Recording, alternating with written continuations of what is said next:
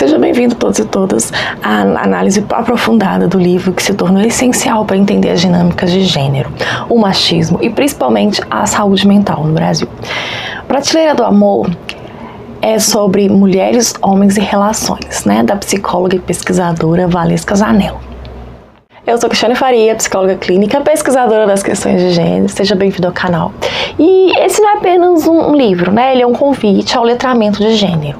Uma ferramenta poderosa, para poder desnaturalizar aquilo que a sociedade te ensinou como normal ou natural nas relações entre homens e mulheres. A gente vai mergulhar então em conceitos centrais de Zanello que nos ajudam ali a entender por que as mulheres adoecem mais na esfera do amor e porque os homens muitas vezes nem conseguem acessar ali a própria vulnerabilidade.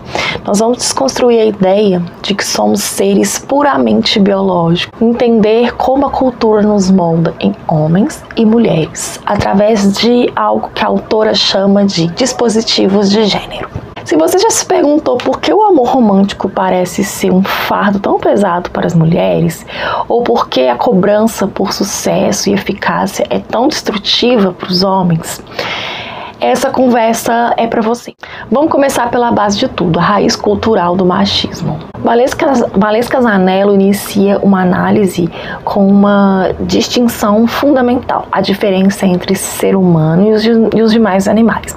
Enquanto o animal nasce com seu destino em grande parte traçado pelo instinto, uma barata nasce, por exemplo, sabendo ser barata. O ser humano nasce como um ser em aberto. Ele é definido pela ideia do tornar-se.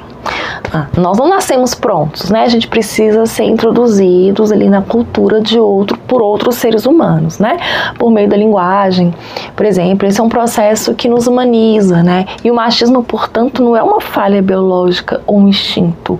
É uma aprendizagem social profunda, Uma estrutura cultural que nos é imposta desde o nascimento. A cultura não é a biologia, é o principal agente de moldagem da nossa subjetividade.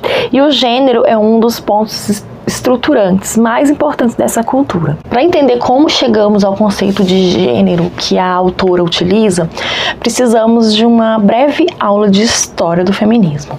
A primeira onda ali no final do século XIX e no início do século XX tem as lutas por direitos formais, voto, acesso à educação, à propriedade, foco, era a igualdade legal. Aí na segunda onda, nas décadas de 60 e 70, a gente introduz então o texto gênero, que é a ideia de que sexo era biológico, uma diferença anatômica, mas que o gênero é uma construção social de papéis que a cultura impunha sobre essa base biológica. E o famoso lema "não se nasce mulher, torna-se mulher", da Simone de Beauvoir, resume bem essa frase. Na terceira onda, a partir dos anos 80, com pensadoras como Judith Butler, deu um passo além, E é aqui que a análise da autora Zanello se aprofunda. A terceira onda questiona a própria ideia de que sexo é uma base biológica inquestionável. Butler argumenta que o gênero é performance ativa, ou seja, ele é construído pela repetição constante de atos, gestos e discursos, que criam uma ilusão de uma identidade coerente. E o mais radical é que chamamos de sexo, também é mediado culturalmente. Pensa bem, a forma como a ciência e a medicina classificam e interpretam os corpos como masculino ou como femininos é um ato de linguagem, um ato cultural. A própria diferença sexual é uma parte, uma construção de gênero.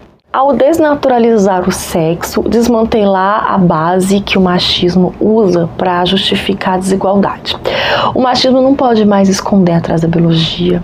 Ele é inegavelmente uma estrutura de poder cultural. Valesca Zanello utiliza o conceito de dispositivo de gênero para descrever os caminhos privilegiados de subjetivação que uma cultura impõe a homens e mulheres. Um dispositivo é um conjunto de práticas, discursos, instituições e saberes que nos capturam e nos fazem desejar aquilo que a sociedade espera de nós. O machismo opera através da imposição desses dispositivos, que são diferentes e desiguais para cada gênero. Vamos analisar os dois principais, que é o dispositivo amoroso e materno e o dispositivo da eficácia. O dispositivo amoroso materno é o caminho de subjetivação imposta às mulheres. Ele nos ensina que o nosso valor está intrinsecamente ligado a duas esferas: amor romântico e maternidade. A mulher é ensinada a investir na esfera do amor como seu projeto de vida central. Ela deve ser cuidadora, emocionalmente disponível, que se doa. E aí o ideal estético da beleza, ele torna-se fundamental, porque é uma moeda de troca para acessar o amor e a validação masculina. Por isso que Zanello fala da prateleira do amor. É a mulher colocada numa prateleira onde o seu valor é avaliado e seu prazo de validade é curto. A ansiedade, a depressão nas mulheres estão intimamente ligadas a essa cobrança de ser amável e cuidar de todos enquanto negligenciam a si mesmas. Em contrapartida, o caminho de subjetivação imposto aos homens é o dispositivo da eficácia. O homem é ensinado que o seu valor reside na produtividade, no sucesso financeiro e na frieza emocional. Ele deve ser provedor, forte, o que não chora, o que não falha. A vulnerabilidade é vista como fraqueza, né, e a expressão de emoções é reprimida. O foco é o trabalho, a performance, a competição. Esse dispositivo, ele é igualmente destrutivo, né? Ele gera uma pressão constante por performance, levando a um adoecimento silencioso também. O homem que falha em ser eficaz sente-se desvalorizado e muitas vezes não tem ferramentas emocionais para lidar com essa falha, né? O que pode levar a comportamentos de risco, né? A violência também, a depressão, né, não diagnosticada e tal. A imposição do dispositivo amoroso materno tem consequências diretas na saúde mental das mulheres. A mulher é ensinada a buscar a felicidade na fusão com o outro, a depender da avaliação masculina, né, para poder ter valor. Quando a relação falha ou enquanto o amor romântico idealizado não se concretiza, o projeto de vida dessa mulher se desmorona. E isso explica a alta incidência de ansiedade, depressão nas mulheres, né? Muitas vezes desencadeadas por relações abusivas ou pela frustração de um ideal inatingível. O machismo, ao limitar o projeto de vida da mulher à esfera afetiva, a torna psiquicamente vulnerável. A violência de gênero, seja ela física, psicológica, patrimonial, é o ápice dessa estrutura. O dispositivo da eficácia, por sua vez, cobra um preço alto dos homens. A repressão emocional é a norma. O homem é ensinado a não sentir, a não falar sobre suas dores, a resolver tudo sozinho. E isso cria uma rigidez psíquica que impede acesso à própria vulnerabilidade, né? E quando o homem enfrenta o fracasso profissional, por exemplo, ou a perda, ou a doença, ele não tem um repertório emocional para lidar com isso. E o resultado pode ser o aumento da agressividade, o abuso de substâncias, ou a depressão mesmo, mascarado ali, que se manifesta como irritabilidade ou isolamento. O machismo, ao exigir a frieza e a força do homem, o priva da humanidade, da capacidade de conexão genuína, prejudicando ali a sua saúde mental, né, e as suas relações também. A chave para sair desse ciclo de adoecimento é a consciência, né? O machismo se sustenta na naturalização das desigualdades. Ele faz com que a mulher pense que é culpa dela, né, não ser amado o suficiente, o que o homem pense que é fraco por sentir medo ou fraqueza. A análise de Zanello nos mostra que essas são consequências de uma estrutura social e não falhas individuais, né? É preciso nomear o machismo, o sexismo e as relações desiguais para poder passarmos a nos desvincular deles. E o que é o letramento de gênero, afinal? O letramento de gênero é a proposta da Zanello para combater o machismo e proteger a saúde mental. Assim como o letramento tradicional nos ensina a ler e escrever, o letramento de gênero nos ensina a ler a cultura e a escrever uma nova história, né, para nós mesmos. E trata-se de adquirir a capacidade de identificar e nomear, né, os processos relacionados às relações desiguais de gênero que foram construídas historicamente. É enxergar o machismo, né, nas pequenas coisas do cotidiano que parecem normais.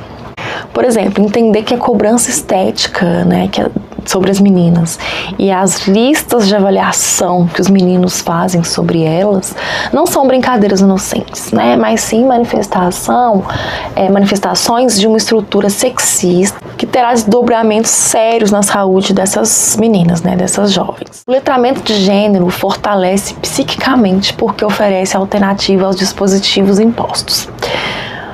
Para as mulheres, ele ensina a investir em projetos de vida que não dependam de questões amorosas ou da maternidade para poder existir. E aí ele ensina que o valor pessoal não depende da avaliação masculina também. Ao desvincular o valor da validação externa, a mulher se torna mais autônoma e menos vulnerável à ansiedade e à depressão. Para os homens, o letramento de gênero permite desconstruir a rigidez, né, do dispositivo da eficácia, né? Ele abre ali espaço para a expressão das emoções, para a busca de ajuda, para a construção de relações mais saudáveis, né, e menos pautadas nas competições e no poder. O livro Prateleira do Amor é um farol que ilumina as estruturas invisíveis que nos aprisionam.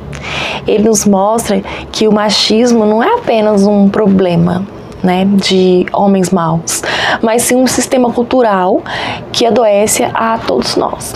A solução está na consciência e na educação, né? O letramento de gênero é a nossa vacina contra o adoecimento psíquico causado pela desigualdade de gênero. Se você se identificou com essa análise, meu convite é duplo. Leia o livro da Valesca Zanello, aprofunde-se nesses conceitos. Pratique o letramento de gênero, né, do seu dia a dia. Questione o que parece normal, nomeie a desigualdade. Ao fazermos isso, começamos a desmantelar a prateleira do amor e a construir um mundo onde homens e mulheres possam ser seres humanos plenos, né, livres dos dispositivos que nos limitam. Muito obrigada por acompanhar essa análise. Se você gostou, não se esqueça de curtir, compartilhar e se inscrever no canal. Até o próximo.